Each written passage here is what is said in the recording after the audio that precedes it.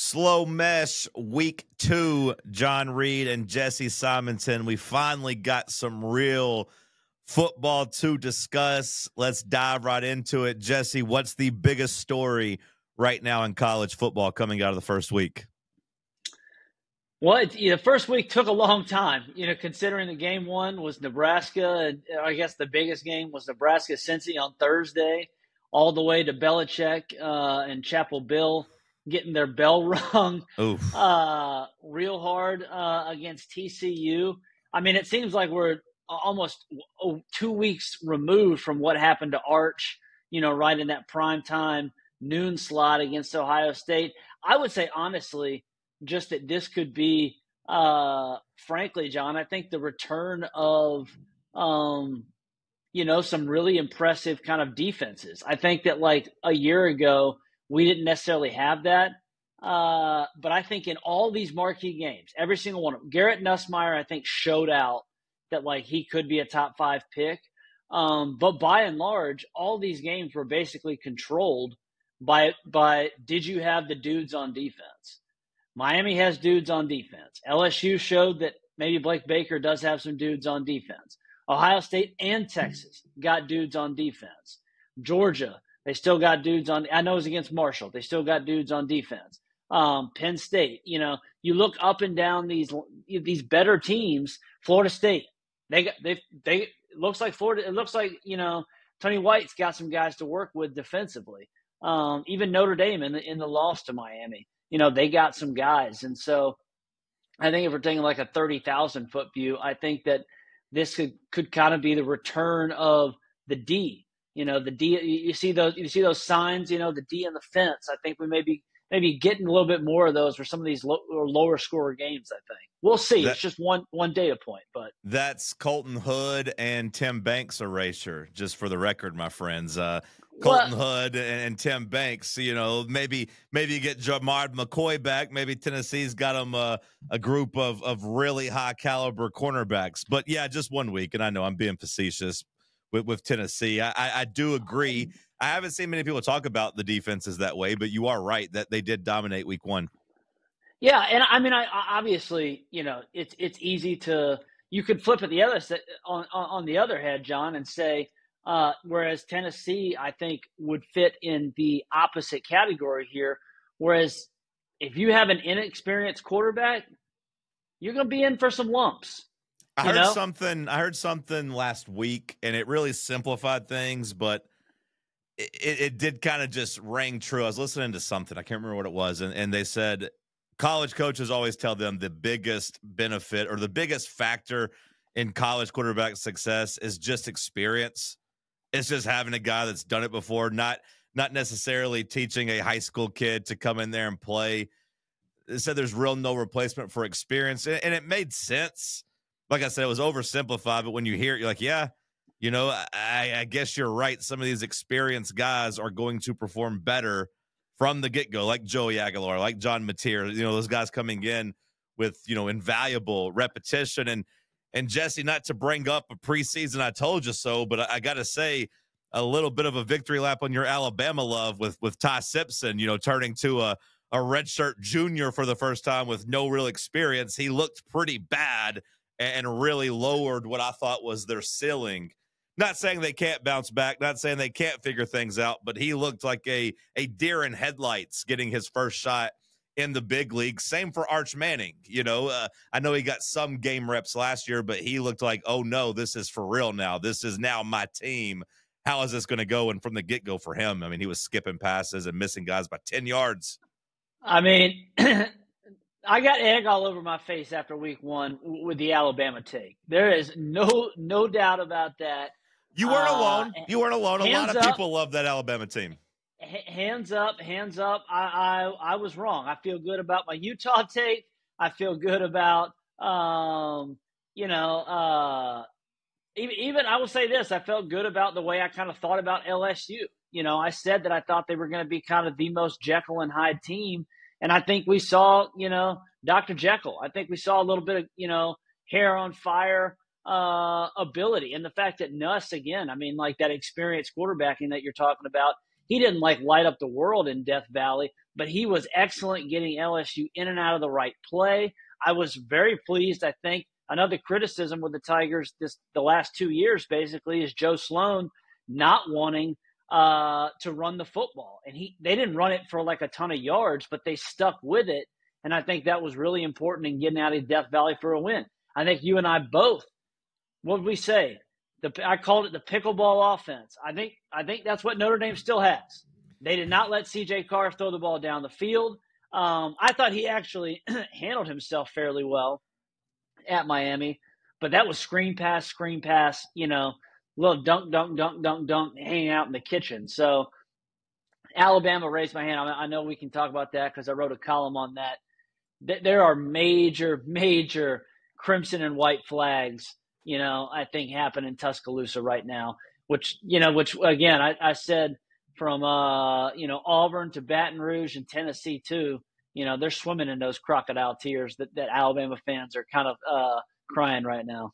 Yeah, before we get to Alabama, the Notre Dame point, you're right. And that was a little surprising to me for a couple reasons.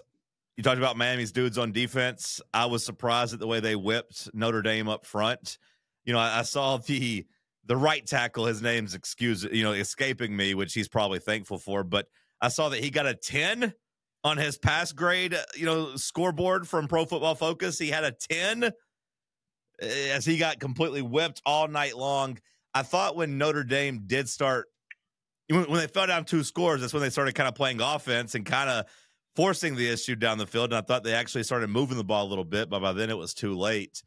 I thought Notre Dame coached that game as if they still had Riley Leonard at quarterback, which was a little disheartening. I thought they would kind of open it up a little bit more. However, the over 50.5, Jesse, it did get there. I don't know if you noticed, but your boy 4-0-1 in his best bets last week, a perfect 4-0-1, and really I did Toledo. Notice.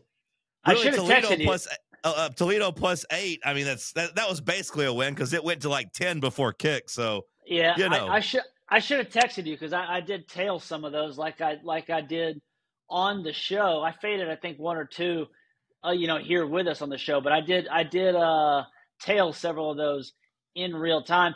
I'll say this for Miami. There's a lot to be encouraged about coming out of that performance because I think it did validate a lot of the stuff that was kind of emanating out of Coral Gables, which I admit, I think we kind of teased. I was a little skeptical. There was I think a lot of folks behind the scenes were pretty effusive, and the Carson Beck is like back praise. Now, he got lucky as hell with that, CJ Daniels throw that was a touchdown. But he certainly looked like he was playing much looser, much more spirited. I think they answered Miami answered the bell that they got some playmakers. That little freshman jitterbug receiver is going to be a dude. Obviously, yeah. Ruben Bain and those guys.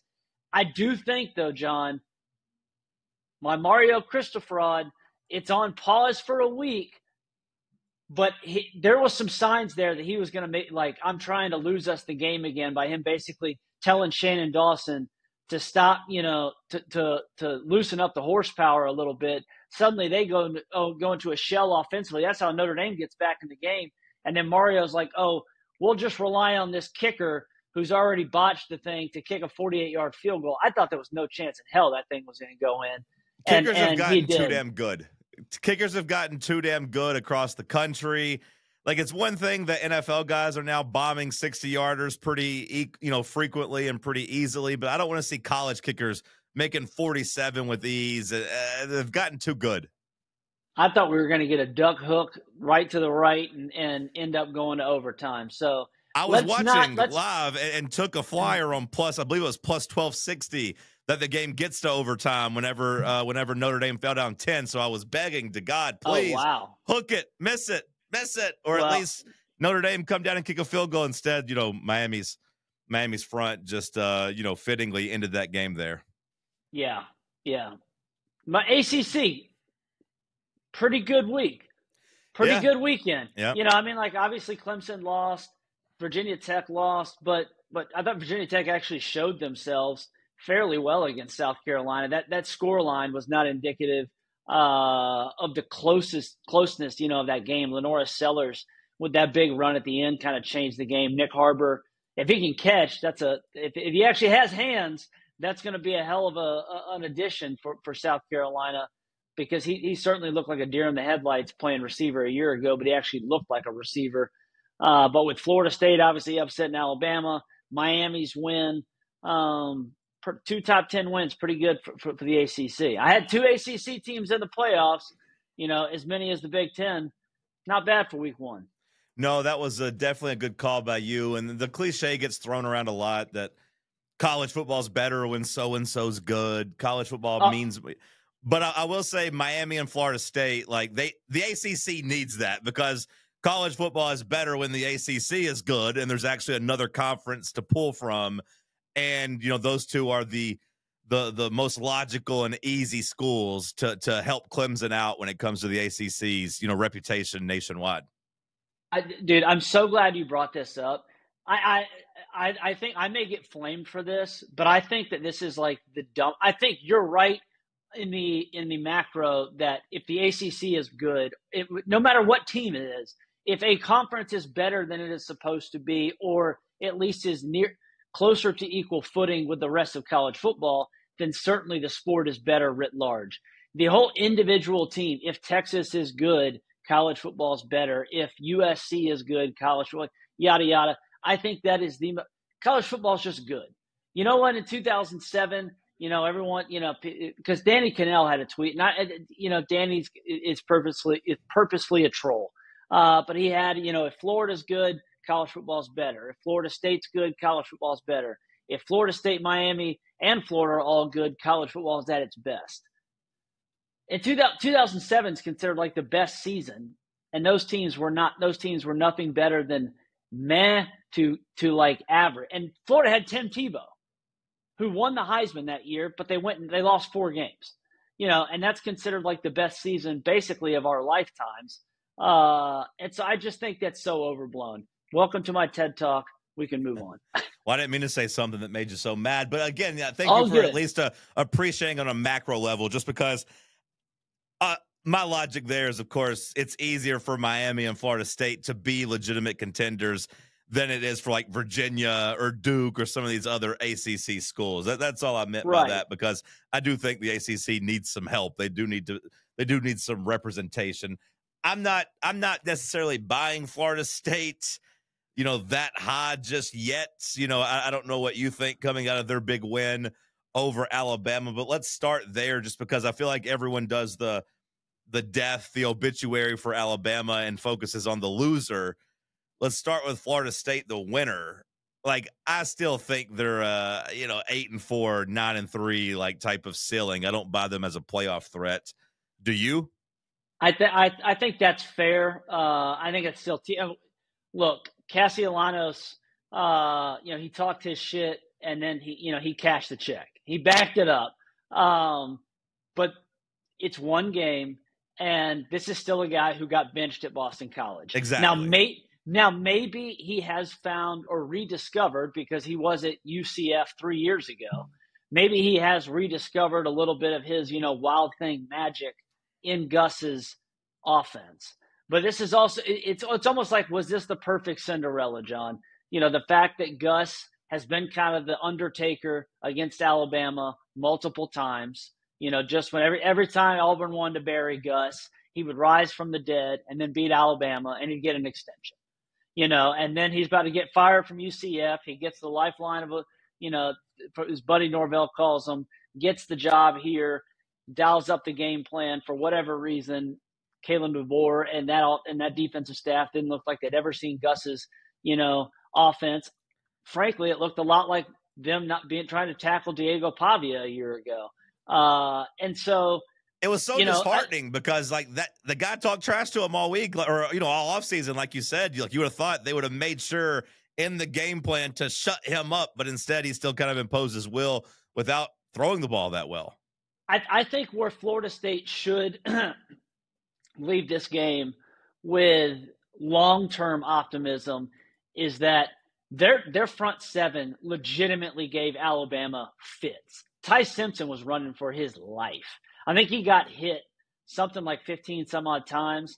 He was under pressure just relentlessly. So if they can continue just to hound opposing quarterbacks, and I think that defensive team speed looked a lot better than it did a year ago. And frankly, if Florida State just doesn't quit, that was so many of their problems a year ago, is that Sure. the team basically, once DJ had kind of sunk the season, it seemed like the entire team just quit. So I'm in agreement with you. 9-3 is probably still the ceiling for the Noles. They have a fairly tough schedule. I mean, they got to still play at Miami. I think Clemson's on there, obviously at Florida. So there are plenty of losable games. But I think this is obviously better than just what their Vegas, preseason win total was, which was basically a coin flip to make a bowl game. They're going to be better than that. They're home against Miami. They're at home Clemson. Against Miami. Yeah, they're at Clemson. Okay. They're at Florida, but they Florida do get to end the year. Yeah, they do get Miami at home. Vodtech at Stanford, at NC State, at Virginia. I mean, there is a path there with the schedule if they can actually get that line play. I'm surprised you said that about their defensive line eating Alabama's offensive line, because it did feel that way at times, but then I saw the numbers, and sometimes the numbers tell you a different story. I saw that Ty Simpson had the most time to throw the ball in the SEC this weekend. On his drop back, he had an average of 3.3 seconds, I believe the number was. And it felt like it might have been Simpson not being decisive with the ball. Not being decisive with the ball. Yeah, and just not having that experience and not being good enough and not really helping that offensive line. The longer you hold the ball, obviously, that gives the defensive line more time to get to you and to create that pressure. I thought Simpson didn't help that line at all, really. Yeah, I get that's fair. That's fair. There was certainly plenty of Alabama fans throwing up the screenshots or the videos of Ty not using the running lanes when they were there, specifically on that 4th down when he throws it high to Gio, when he easily could have run for 15 yards on like 4th and 6. Alabama, without Jam Miller, struggled to run the ball. Meanwhile, Justice Haynes was out there running for nearly 200 yards and 3 tutties up in Ann Arbor for Michigan. So it's just there was a lot of concerning signs for Alabama. The quarterback certainly being chief among them, but the defensive effort, just the continued lack of discipline, the penalties. I don't know if you saw that stat, but it was in my column, it's in my Substack, Surrender Cobra. But they have as many penalties or more penalties in every single game under Kalen DeBoer. That's maybe the most damning stat. Like, the one where he's lost, 4 times, the double-digit favorite. That's not good. That's not good. But the penalty thing, that is just kind of unacceptable. Like, and it's perfectly encapsulates like what the vibe around this Alabama team has been since he got there. The Alabama program just, it's funny in the moments, but then whenever you actually get some data, you could kind of look back and be like, okay, that was a warning sign. Okay, maybe they were onto something there, but just that was a talking point at the beginning of his tenure, just when he kind of got rid of some of Nick Saban's methods at practice, and all of a sudden they're blasting music and they're doing certain things at practice, and Alabama fans are like, hey, this ain't what we do around here. And it's like, oh, it's cool, DeBoer's the cool coach now. But then all of a sudden you fast forward 18 games, 15 games, whatever it's been, and you see the lack of discipline, just the lack of focus, the lack of effort, and it can't help you can't help but like just be dumbfounded by it because of how quickly the standard has fallen, the attention to detail has fallen, and the penalty thing to me perfectly reflects that. Yeah, my piece this week is basically it was kind of a two-toucher where the first part was that, again, you and I are in the generation below, but the Gen Zers, of Alabama, they're having a hard time right now, John. That picture or meme went viral with the kid, just the quintessential Alabama fan, a white, frat boy rocking the Bama polo. He's got the Croakies, the hat, sad Michelob Ultra in his hand, and he just has that blank death stare and throws up the bird And it's just pure anguish. And it's because they've been living in this golden chariot, this penthouse for 20 years, where they have known nothing. They don't understand that for the majority of college football, Saturdays are kind of this existential crisis in faith. You know that as much as anybody, being a big-time Tennessee fan. You're constantly wondering, not only can we win, but what will it actually look like? Will I end Saturday happy? Do we have the right coach? Do we have? What are we doing on defense? These existential questions that people are constantly asking, and Alabama fans have never even had to consider any of that. And the script may look the same on the helmet, the colors may look the same on the uniform, but Alabama is not Alabama anymore. They are like everybody else, and that reality. Again, Tennessee fans, LSU, Auburn, Georgia, everybody's enjoying the Schadenfreude of all this. But Alabama fans are having a tough time swallowing this pill that, the new normal is going to be a brutal reality.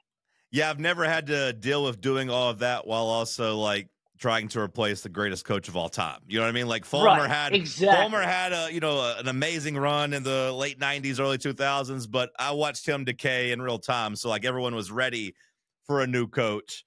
Whereas Alabama, you could still have Nick Saban. Nick Saban could still be there, just if he wanted. It wasn't like it soured, and now you're having to deal with the new guy and pretending you like the new guy while also losing a bunch. It's kind of funny. You talked about that fan.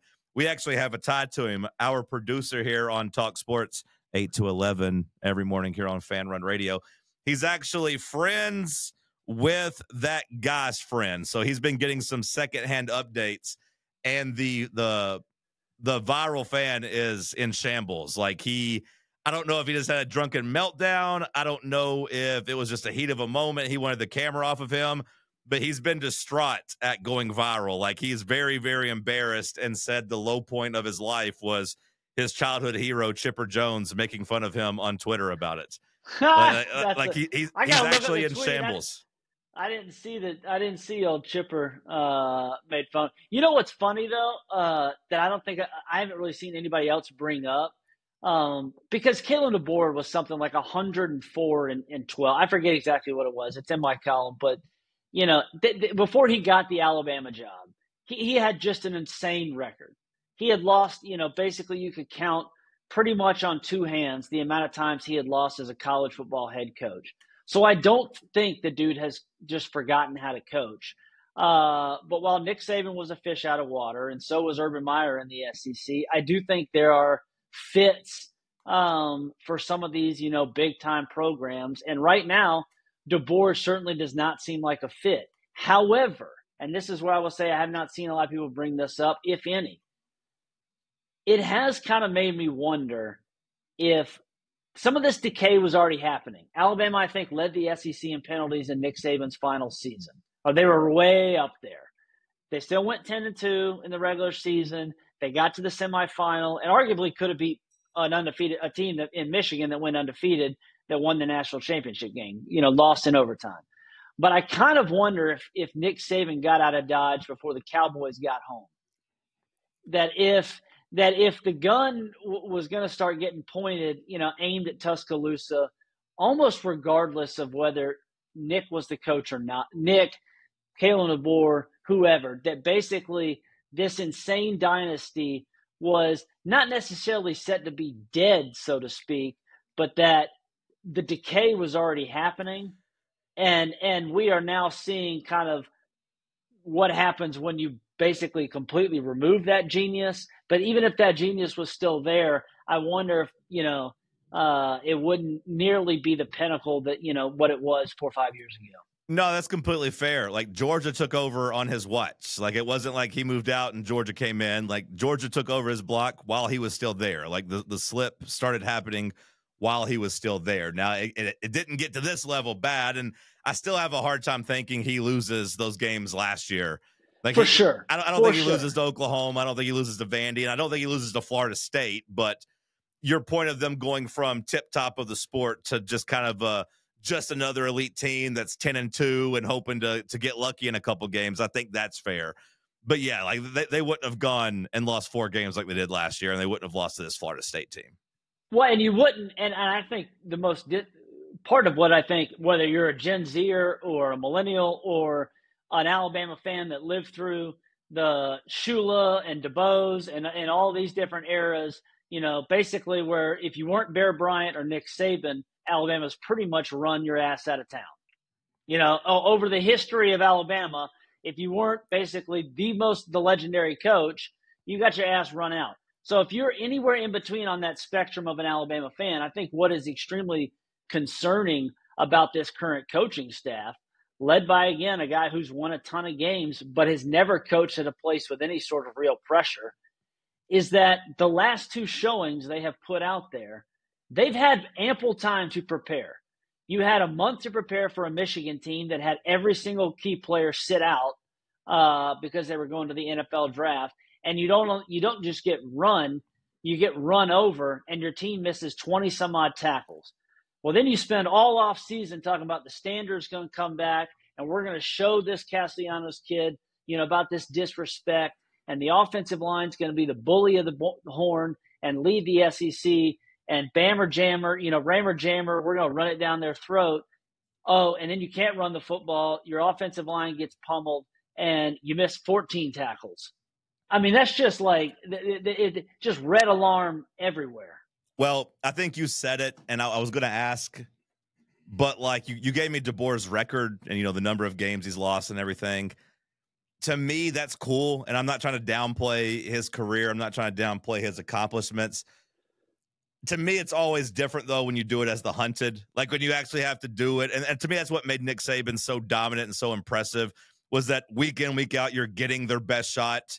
That's what makes Georgia's Kirby's Georgia run so good, is that you're getting the best shot week in, week out, but you find a way to get up for those big games. You find a way to get up for those games where you're 14-point favorites. You don't really get upset. And DeBoer, I can't imagine at Washington too many times he was really the hunted. I know they were favored in a lot of those games or whatever, but he was the one that was able to go snipe off, Dan Lanning. He was the one that was able to play the disrespect card to beat Oregon and all that. And I just think it's a whole different world. And honestly, John, to that point, that's a great point, because even in their magical season with Penix that second year, they were awesome in those games against Sark and against Dan Lanning and that kind of stuff. But they had to survive and basically use the arm of Penix to kind of allow them to escape some of those games against Washington State. Should have lost the Apple Cup. There was another game, I can't remember if it was against Stanford or whoever it was. It was another game where they hung on by the hair, just by a whisker against teams that they were far more talented than. Last point, I guess, on Alabama before we move on. Pretty noteworthy that their 2 best players, I think, that graded out on Saturday were the 2 guys that came with DeBoer from Washington. In Parker Brailsfield, the potentially All-American center, and then Gio Bernard, the receiver. Just an interesting note. Poor Ryan Williams, that they made him delete his Twitch account. He's getting off the video streaming. Well, you said last thing about Alabama, but I do have 2 follow-up questions. Okay, there you go. A, do you still buy them this season? Do you still, maybe not national championship, but do they rebound and make the playoff? Can they salvage this? I think all eyes are going to be on what happens against Georgia at the end of the month. That's a bad first SEC game, or a first real, big game to have. That's a bad one to be. They will get a week, extra week to prepare, because they're going to they play a slappy this weekend, and then they play Wisconsin, which Wisconsin week 1 was a tough showing for Luke Fickell. I had him on my what would you say you do here category in my season preview, and I think some folks are still asking that question when they couldn't even get 20 points against a bad MAC team, in they week looked 1. Awful. So yeah, they looked awful week 1. They look terrible. Billy Edwards, receiver, quarterback transfer from Maryland, not great. So Alabama, is going to have a couple weeks to prepare, but I think we're going to know a lot more come the end of the month. I think it is interesting, John, that, you're getting some reports out here now, from some insiders, the Chris Lowe's and those sorts of people that are very tied in with the boosters and the obviously Jimmy Sextons of the world, that are already talking Kalen DeBoer's buyout, and Alabama talking about moving on. And it is interesting in today's day and age where we look at these, balloon numbers. Kalen DeBoer would be owed $70 million if Alabama fired him. Well, yes, he will, and he's going to get that check, and he's going to be rich regardless. But it's, the bullies in the details there. And Alabama, unlike what Jimbo got and what Gus Malzahn got and all that, it's not an instant payment. You ain't got to pay him $70 million tomorrow. If they fired him, they would owe him basically less than $1 million a month. Alabama can afford that. They can't afford, cashing over a yacht tomorrow, but they can afford giving a guy $1 million a month. And so I think if Alabama goes 8-4 this year, it would not surprise me at all if they're in the market for a new head coach. Let's see by the end of the month, though, where they are in terms of Kalen DeBoer's future, in terms of their playoff prospects. Right now, they look like that A stands for average, but we'll see. Yeah, see, I don't think he has the ability to go 8-4, or I should say the benefit of getting to coach 12 games. I don't think they'll be 8-3 letting him coach game 12. Like, I think the decision's made by then. I don't think he'll get to be 7-4 trying to get that last win to get to 8-4.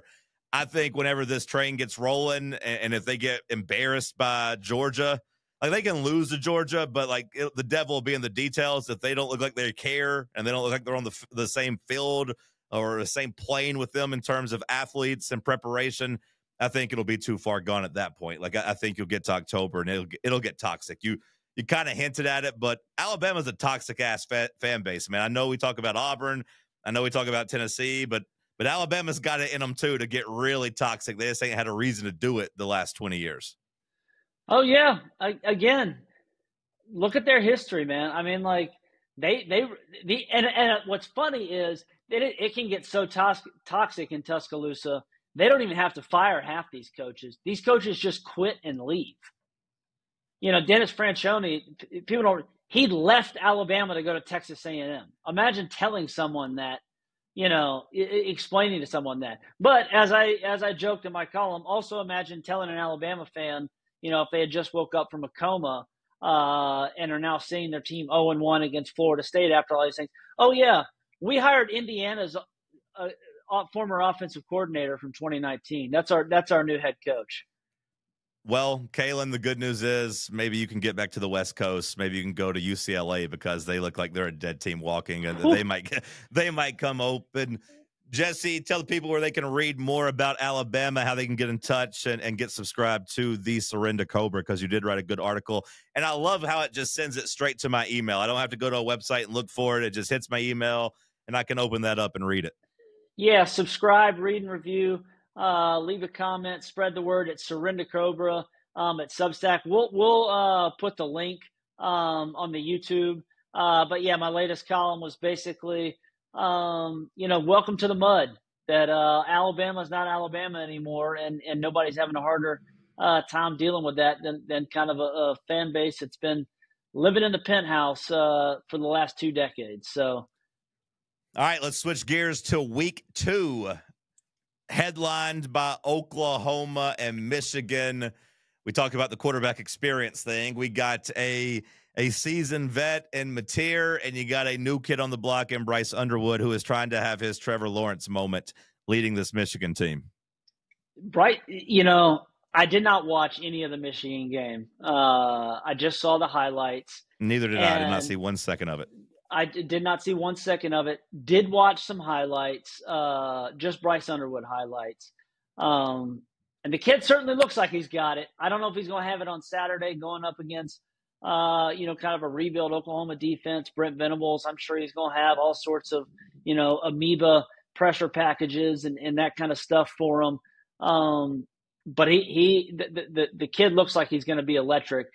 I will say, just box score scouting that game, the Michigan game, it was interesting that I wonder if they just didn't want to put anything on film. Again, I'm just kind of wondering this aloud.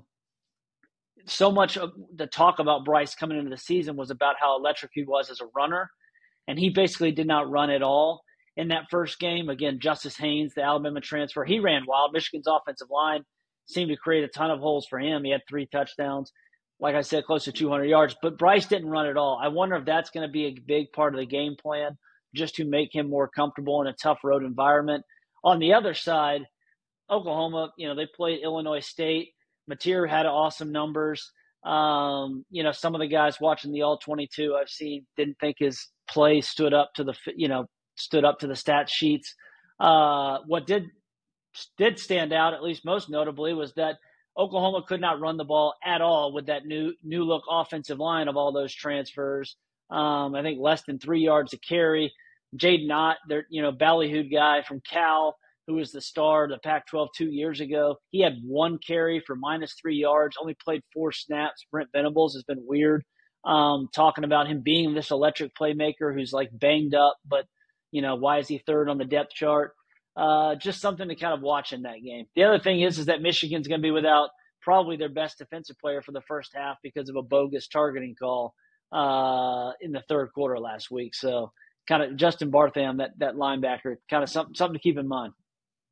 Maybe hyperbolic, but it feels like a must-win for Brent Venables. Like not to the point where they fire him if he loses, but to me, this is a pivot point of the season because they've gotten a lot of hype, a lot of attention. The vibes are pretty good right now. But if they let Bryce Underwood and this Michigan team come in and they still can't run the ball and they still can't generate pressure and confuse him and force him into turnovers, I think the season comes unraveled for Oklahoma. Everybody, I joked on X last weekend that the group chat was popping. Waffle House, they were all met up at Waffle House and had a good old meal together with we're the coaches who everyone said sucked group, and that is the Gus Malzahns, the Hugh Freeze, Mike Norvell, Justin Wilcox, Brian Kelly. There's a chance all these guys still suck. There's a chance that maybe they do. Maybe they do, but they had a month from now we might be talking like, you know what? Yeah, they do still suck. Good week 1, but still suck. Hey, man. These guys are gonna puff their chest and crow a little bit, prance a little bit. Hey, it's Venables' turn. He's got to win on Saturday. There's no doubt that, especially with the rest of Oklahoma's schedule. Right, exactly. Considering what the rest of this schedule is, that they cannot afford to let this one slip up. Again, you only got to win by 1. So I'm surprised. I don't know about you. I don't know what you got for your betting segment later or whatever. The line did kind of surprise me a little bit. I did think it was a tad high when it was basically, I think I saw it was close to a touchdown OU. But I think that maybe plays into the fact of what we kind of talked about earlier in the pod of just, now that we have a data point, I wonder if Vegas has said, hey, maybe we throw an extra point or 2 on these games where these quarterbacks, even as much as you may think as highly as you can about Bryce Underwood, the inexperience factor playing on the road, concerning. Home field advantage matters in college football, right? Like everyone knows that home field advantage really matters in college football, and it doubly matters, like you said, when it is a young, inexperienced quarterback going on the road for the first time. Tennessee fans perk up their ears thinking about Gunnar Stockton coming into Neyland Stadium next weekend. For sure. But that's like the best hope Tennessee's going to have of beating Georgia, and upsetting Georgia is just hoping that the Neyland effect is there. Oklahoma, they're having to rely on that too with Michigan coming in, that their home field advantage will have to disrupt him a bit. But yeah, the 5.5 point spread, it feels high. It feels high. I don't know who I'm picking. I'm staying away from that game, but I do feel like Oklahoma better win it. I do feel like they better win it, or else, they'll be staring down the barrel of potentially like having to beat Auburn and then, having to beat Texas, and then all of a sudden out South Carolina, and those losses could really start piling up for Venables. So the game is much more important to him. You know who else is really important to? Greg Sankey. because with Yeah. Texas losing at Ohio State, if they let Michigan go into Oklahoma with, again, a Michigan team that doesn't have a ton of expectations this year, if they let them go into Oklahoma, the SEC will have taken 2 on the chin in the first 2 weeks of the season. Sankey is not wanting that to happen. That is the most intriguing game, or at least the biggest game of the weekend. Is there any other ones that stand out to you? Well, I just had we were laughing on via some text earlier this afternoon, but I do have one quick thought on the Cyhawk. Big Noon's going to be there. My one, I guess, question for you is, because not a lot people don't really give a damn about Iowa State. They're just kind of an afterthought, I feel like, for a lot of teams, for a lot of college. They're kind of like fans. Iowa, just to be honest. Like, they're the same as Iowa. They'll win 9 or 10 games maybe, but no one's going to take them seriously. Exactly, but I do wonder if they win on Saturday. So you go to 3-0. They already have the bullet in their chamber against Kansas State to kind of take a nice leg up in the Big 12. I think if they win Saturday, John, I think they become a very sneaky, potentially at-large team for the college football playoff, because I still really like Utah to win the Big 12. I had not really considered the Big 12 being able to get multiple teams into the dance, but I think there's a chance that if they win, they could be a team that basically goes 11-1 or 10-2, and I think they could get in. And I think the fact that they have a super experienced quarterback. It looked like they did have some playmakers against Kansas State, and Matt Campbell's going to have that defense rolling, and so Skyhawks going to be interesting, because obviously that's a bitter rivalry, but that's probably the second best game of the slate on Saturday. I mean, I feel like Iowa State, this is good or bad. Like, if you beat Iowa, that's maybe another resume-ish win, depending on what Iowa does. I don't know if it'll hold up and look like as big of a quality win. But when you look at their schedule, the road opponents for them, very manageable. So that's good and bad news. You can navigate it, but if you do lose, I wonder if their 10-2 stands up. You know what I mean? It feels like they'd have to go 11-1, because at Arkansas State, at Cincinnati, at Colorado, at TCU, at Oklahoma State. Like, TCU looked pretty good in week 1, but we'll see if they're legit. Cincinnati looked at least scrappy, but against a pretty, or at least a disappointing Nebraska team. We'll see what they do. But otherwise, that's a pretty easy road schedule. So they do become a player if they're able to win this game, but 2.5-point favorites at home in this one. Side note, you really like Utah. I was surprised at them being plus 470 right now to win the Big 12. It feels like that should be a little bit lower, because they looked really, really damn good in their first game against UCLA. Yeah, I think that it seems like the market, I had not seen those exact numbers, but it was kind of like, Kansas State was still favored to win the league over Iowa State after losing Farmageddon in Ireland. I think there's just a lot of love still for Arizona State and then Texas Tech. Both of those teams, beat up on Slappies in week 1. We'll kind of see what happens moving down the line. But I'm all in on Kyle Whittingham, just kind of being his swan song season before he kind of hands the keys off to Morgan Scalley.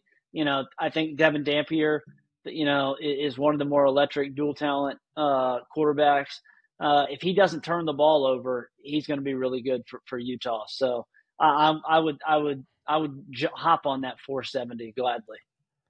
All right, I'm just going to run through a couple of my picks. I don't love them, but hey, I'm trusting the vision. I'm trusting the process. We had an undefeated week last week. You're seeing the board good to start. Although I gotta give people a warning. I gotta give people a heads up. This has been my problem for 15 years since I've been betting on football. I've traditionally always been really good at week 1s in college and NFL. It's week 2 that always gets me. Week 2, too much data. Yeah, the zig, whenever I'm supposed to zag, I mess up here. But just we'll see how we do this year. I'm going to try a different method than years past. I'm just going to take some of these lower teams that I'm scared of, but I'm going to take Memphis, and I'm going to lay the 13.5 against Georgia. I believe Georgia Southern is who they got. So I'm laying the 13.5 there. Probably not a good sign that I don't have Georgia State. Not a good sign that I didn't have the damn team in front of me. All I had was Memphis minus 13.5. I'm going to take them against Georgia State Against to the win fighting Del McGee's.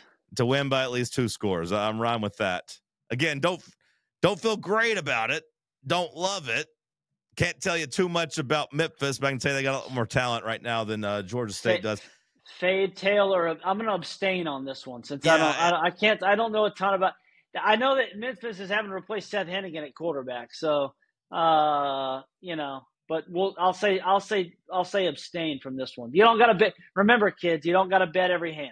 You ain't got to. Sometimes you fold and you get up and take a lap and go get you a drink or use the bathroom or just sit there and scroll your phone, which maybe you should do at noon because on FS1, Indiana's 35.5-point favorites, and I am taking Kennesaw State to stay within the 35.5. I'm taking them to keep it close. Close enough. You know what? Not close, but close enough. I don't hate that just because you know that Kennesaw is going to run the triple option, and so there's going to be some burn the clock there. Exactly. In Indiana, still working in some new kinks with Mendoza and some of those. I didn't new think receivers. He looks good in week 1. I didn't think Mendoza looks good. I think he's not. I think it's a pretty big step back from what they had last year. I think they're also they have a big game against Illinois coming up either next week or the weekend after. So that's one of those ones where maybe they don't want to be showing as much. This is one of those, we're in that part of the season where it's, vanilla is kind of one of the buzzwords where we were vanilla offensively. We didn't want to show the opponent anything. So I'm going to tail this one. I kind of like that one. And I can't imagine Cignetti's under too much flack for only beating Old Dominion by 13. It's not like they're going to be crying or begging him to blow teams out. You're Indiana. You're happy just to get wins still. So I'll take Kennesaw State, and I'll take the 35.5 points. You hold your nose, and we pray they get that touchdown late to put us within the number. I'm gonna tail that one. And then I'm going to go back to the well of just fading Zach Calzada. Give me Lane Kiffin in a bit of a revenge game after they beat him last year to win this game at least by the 9.5 they're favored. I'll take a 2-score win here for Ole Miss on the road against Kentucky. Cosign. I'm someone that said I thought Toledo would beat Kentucky. A bunch of Kentucky fans jumped in my mention because that did not happen. Kentucky fans, I don't think you have a whole lot to be crowing about right now. That game was disgusting. Quarterback threw for like 80 yards. Yeah, I mean, the Calzada Armada is not exactly, flying down the river there. So, no, Kentucky, I think you could be in for a long – and the thing that you have to root about or that you have on your side, John, with Lane, is that he just keeps pouring it on. He will let his guys accumulate those, post-win garbage stats like nobody else. Yeah. And so they may be up by, 10 or 13, and you're like, oh, man, am I sweating a UK backdoor cover? No, Lane's going to keep throwing the ball. All of a sudden, they win by 21. Typically, I only sweat backdoor covers if the quarterback on the other side can pass the ball, which maybe is famous last words, but I'm going to lay Lane Kiffin. I'm going to lay the points. Don't let me down, Lane. Don't let me down. All right, that's all I got for the picks. We'll run through a couple questions real quick. CB wants to know, who do you think the 12-team college football playoff benefits more? Teams that are on the fringes and can make a run into the playoffs, or the uber talented blue bloods that, can almost sleepwalk to 10-2? Yeah, you sent me these questions. This is super easy. The answer is both. It benefits fans for the SMUs and the Louisvilles and even pick your whatever school, the Boise States, the whoever, that they get to be a participant in the playoff field, whereas when they had the 14 field, they pretty much didn't have a chance in hell at making the dance. Conversely, they have no chance in winning it. These programs, yeah, I'm sorry, but there's only a handful of teams that can actually survive what is essentially a 16 or 17 week season. It becomes a war of attrition. Football is already a war of attrition. Now it is even more so because the season is so damn long. And so the answer is both. It benefits these programs and these fan bases that now get to feel like they have hope, that they have a chance, that they get to play in a playoff game, even if they can't actually win the national championship. But it also benefits basically the creme de la creme of the sport. We saw it a year ago. Ohio State was the 8th seed or whatever, and they won the national championship. The best and most talented rosters are going to win every single time. Scale of 1 to 100, how hot is DeBoer's seat? I know we already kind of touched on it, but to give me a scale 1 to 100. I don't. I mean, if we're talking about my Scoville, spice scale, it's got to be somewhere around a I don't know, a jalapeno. It's got to be, it's in the middle. 1 to 100, Jesse. I don't know anything so about like peppers. 50. That's okay, like 50. Only 50. I don't know, like 50. So how confident are you that he makes it to the LSU game? LSU game is the, I guess, November right after the November bye. Yeah, like right at the beginning of November, essentially. I'm going to say he makes it to LSU. Okay. All right. Those are the two I got. Jesse, appreciate you, brother. We'll do it again next week. Yeah, man. So I'm glad you got back safe from your trip. We'll get back to recording earlier in the week. I know today's Wednesday. You might be listening on Thursday or Friday, but we'll get back to either a Monday or Tuesday. Jesse was on the road. Long week one, too. Yeah. Long week one. That's true. Week one. I guess on the way out, how terrible is Bill Belichick? Because how long does that last? What's your read on that right now? Does he make it to year 2 if you had to pick? I already was skeptical he was going to coach for more than a season. The fact that this looks like the abject disaster that I thought it could, it is also not helping him, John, that, and I joked about this in my preseason preview, but a lot of folks behind the scenes were real chapped that the folks in Chapel Hill were basically, and again, whether it's Mike Lombardi or whoever, but there was it's not just one individual. There was lots of folks within the North Carolina program that were basically talking a lot of, hey, we're the NFL's 33rd team, that we know how to do it, that these college coaches don't know what they're doing, and we're going to come show you how to out-evaluate, out-scheme, out-coach. For it to look that bad after the first game, Michael Jordan literally may never go to a football game in North Carolina again. They convince him to go to that game. He shows up in the press box. He looks excited after that opening touchdown, and then I don't know. You may never see him in that stadium again. The first drive was cool. The first drive was great. It was a great first drive. They'll always remember that. All right, Jesse. Appreciate you, brother. Not a long time. Rate, Surrender subscribe, Cobra. Review. Yep. Surrender Cobra.